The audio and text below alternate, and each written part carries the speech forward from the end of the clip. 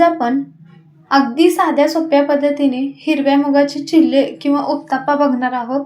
तर या ठिकाणी तव्याला डोसा करताना किंवा उत्ताप्पा करताना अजिबात चिटकू नये त्याच्यासाठी काही ट्रिक्स पण सांगितलेले आहेत. त्याच्यामुळे व्हिडिओ शेवटपर्यंत नक्की बघा. टेस्ट आणि बेस्टमध्ये तुम्हा सर्वांचं स्वागत आहे. तर आज आपण अगदी साध्या सोप्या पद्धतीने आणि पौष्टिक हेल्दी असा झटपट होणारा हिरव्या मुगाचे उत्ताप्पे बघणार आहोत.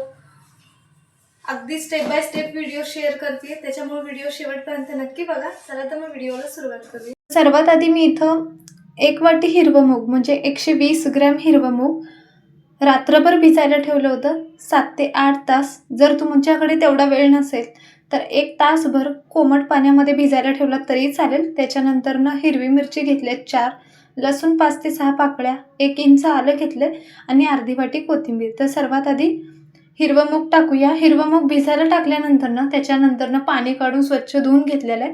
त्याच्यामध्ये हे लसूण हिरवी मिरची ते टाकूया. तर हे पूर्णपणे बारीक अशी पेस्ट करायची. ज्या प्रकारे आपण डोशासाठी करतो सेम तसंच बॅटर तयार करून घ्यायचं आहे.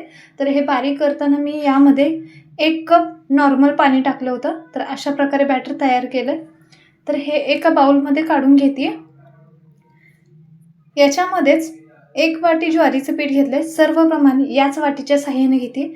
याच वाटीने मी 2 वाटी हिरवं मूग घेतलं होतं आणि त्याच वाटीने 1 वाटी ज्वारीचं पीठ, 1 वाटी गव्हाचं पीठ, 1 वाटी बेसन घेतलेलं आहे आणि त्याच्यानंतर अर्धी वाटी तांदळाचं पीठ घेतलं आहे म्हणजे 30 ग्रॅम. तांदळाचं पीठ जे आहे ते ऑप्शनल आहे. माझ्याकडे अवेलेबल होतं त्याच्यामुळे त्याचा वापर केला आहे. नाही केला तरी चालेल. चवीपुरतं मीठ म्हणजे 1 चमचा मीठ टाकायचं आहे. यामध्येच अर्धा चमचा हळद टाकूया. 2 चमचे तीळ टाकते. तीळ पण ऑप्शनल आहे, नाही टाकलं तरी चालेल. त्याच्यानंतर 2 बारीक चिरून कांदे घेतलेले आहेत, एकदम बारीक चॉप करायचे. 2 टोमॅटो टाकायचे बारीक चिरून.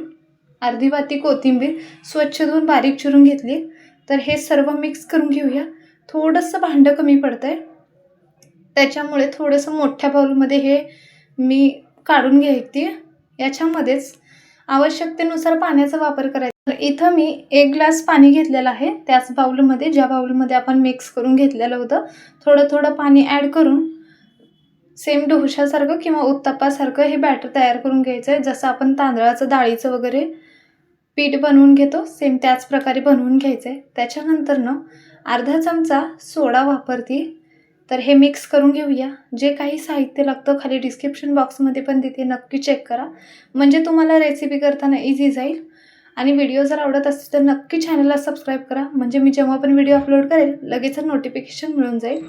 या ठिकाणी मी तर डोसा किंवा उत्ताप्पा करताना कोणत्याही प्रकारचा डोसा करा, तो डोसा तव्याला चिटकू नये म्हणून 2 ट्रिक सांगितलेले आहेत. त्याच्यामुळे ही ट्रिक नक्की आवर्जून फॉलो करा.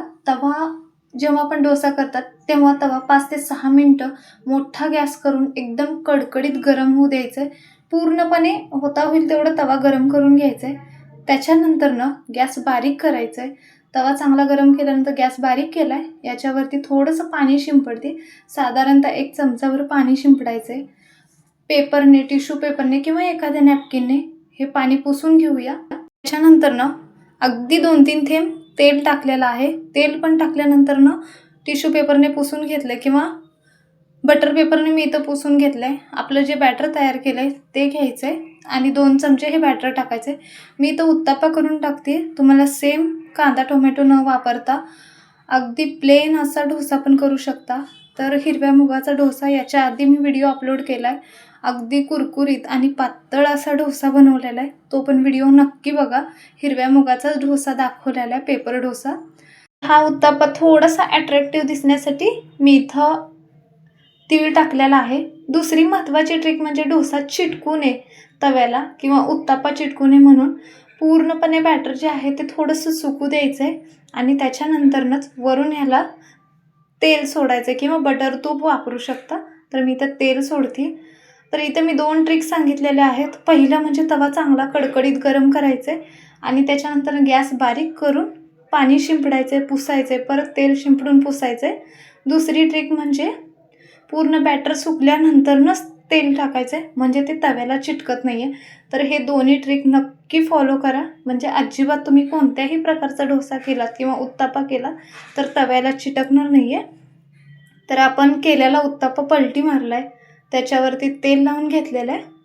तर आता आपण हे 1-2 मिनिटं फक्त भाजून घेते मीडियम गॅस कलर वगैरे तर बघू आता शकता हे याचा काढून कशा घेऊया. प्रकारे आलेला. तुम्ही दुसऱ्या वेळेस पण जेव्हा डोसा करतात, सेकंड डोसा किंवा दुसरा डोसा, त्यावेळेस पण गॅस लो फ्लेमवरती ठेवून अगदी थोडंसं पाणी शिंपडायचं आणि पुसून घ्यायचं आहे. दुसऱ्या वेळेस तेल वगैरे शिंपडायची गरज नाही आहे. प्रत्येक डोसा करताना जर तुम्ही थोडंसं पाणी शिंपडून हे पुसून घेतलात ना, तर सर्व डोसे एकदम कुरकुरीत होतात आणि कोणताही डोसा चिटकणार नाही आहे. तर मी परत एकदा गॅस बारीक करून पाणी शिंपडून घेतलं आणि परत दुसरा उत्तप्पा याच्यावरती सोडते आणि सेम टू सेम हीच प्रोसेस करायची. तर उत्तप्पा सोडलेला आहे, त्याच्यानंतरनं सुकल्यानंतरनं याच्यावरती तीळ टाकलंय, त्याच्यानंतरनं तेल टाकायचं दुसरं आणि हे पलटी मारून घेऊया. अशा प्रकारे बाकीचे राहिलेले सर्व मी उत्तप्पे करून घेते. जेवढं बॅटर दाखवलंय त्याच्यामध्ये एक 10 ते 12 तरी उत्तप्पे होतात. अगदी पौष्टिक आहे, हेल्दी आणि साध्या सोप्या पद्धतीने मी इथं रेसिपी शेअर केली आणि डोसा करताना ही तव्याची ट्रिक नक्की फॉलो करा. तर अशा प्रकारे अगदी पौष्टिक, खमंग आणि सोप्या पद्धतीने इन्स्टंट असे आपले मुगाचे उत्तप्पे तयार आहेत. त्याच्याबरोबर दही, शेंगाची चटणी किंवा ठेचा वगैरे खूप छान लागतो. तुम्हाला हवा असेल तर हिरवी चटणीचा वापर केला तरीही चालेल. त्यामधला एक तुम्हाला तोडून दाखवते. अगदी लुसलुशीत असा आपला हा उत्तप्पा तयार आहे. व्हिडिओ कसा वाटला ते नक्की कमेंट्स बॉक्समध्ये कळवा. व्हिडिओ जर आवडला तर नक्की चॅनलला लाईक, शेअर आणि सबस्क्राईब पण करा. कमेंट बॉक्समध्ये पण नक्की सांगा. व्हिडिओ पाहिल्याबद्दल धन्यवाद.